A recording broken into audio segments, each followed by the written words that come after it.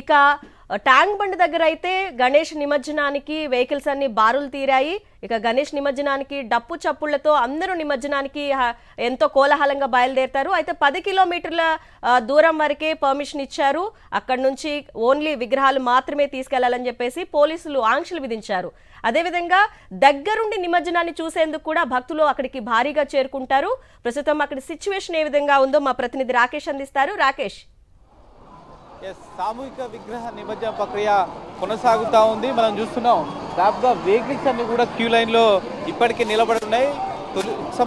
ఇప్పటికే సంబంధించి దాదాపుగా కొన్ని వందలాది విగ్రహాలను కూడా నిమజ్జనం చేసినట్టుగా పోలీసులు ఇప్పటికే అధికారికంగా ప్రకటించడం జరిగింది.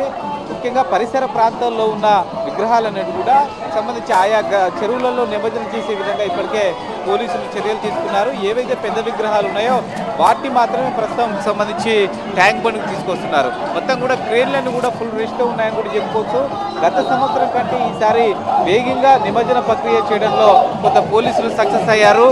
సంబంధించి గత సంవత్సరం మరుసటి రోజు వరకు కూడా నిమజ్జన ప్రక్రియ కొనసాగింది.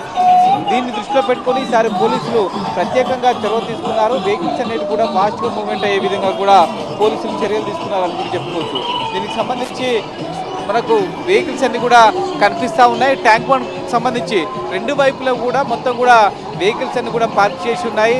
పోలీసులు దీనికి సంబంధించి చర్యలు తీసుకున్నారు. ఎట్ ది సేమ్ టైము రాష్ట్ర ప్రభుత్వానికి సంబంధించి అన్ని డిపార్ట్మెంట్లు కూడా ఇక్కడ ఏర్పాటు చేయడం జరిగింది. సంబంధించి ఆయా డిపార్ట్మెంట్లకు సంబంధించి ఎక్కడ కూడా ఇబ్బంది జరగకుండా చూసుకున్నారు. At the same time tank bund మీదికి రాగానే డీజేలు మొత్తం కూడా బంద్ చేపిస్తూ ఉన్నారు. అయినప్పటికీ కొంతమంది పెడుతున్నప్పటికీ పోలీసులు వారిని వారిస్తున్నారు. డీజేలు పెట్టడం వల్ల ఎక్కువ మంది కూడా డ్యాన్సులు వేస్తూ ఈ నిమజ్జన ప్రక్రియ కొంత ఆలస్యం అవుతుందని భావిస్తున్న పోలీసులు డీజేల్ని ట్యాంక్ బండ్ దగ్గర ఏవైతే నిమజ్జన ప్రక్రియ కొనసాగుతుందో ఇక్కడ వాటిని ఆఫ్ చేయాల్సిందిగా ఎప్పటికప్పుడు విజ్ఞప్తి చేస్తూ ఉన్నారు. దీంతో పాటు షీటింగ్స్ ఈసారి ప్రత్యేకంగా ఏర్పాటు చేయడం జరిగింది. ముఖ్యంగా మహిళల పట్ల దురుసుగా ప్రవర్తించే ఆకతాయిల విషయంలో జాగ్రత్తలు ఉండాలంటూ కూడా పోలీసులు సంబంధించి ఇప్పటికే ఆదేశాలు జారీ చేశారు. షీటింగ్స్ ప్రత్యేకంగా బృందాలుగా ఏర్పడి వీడియోలు తీస్తున్నారు. దాదాపుగా 400 నుంచి 500 మందిని ఇప్పటికే కేసులు బుక్ చేసినట్టుగా తెలుస్తోంది.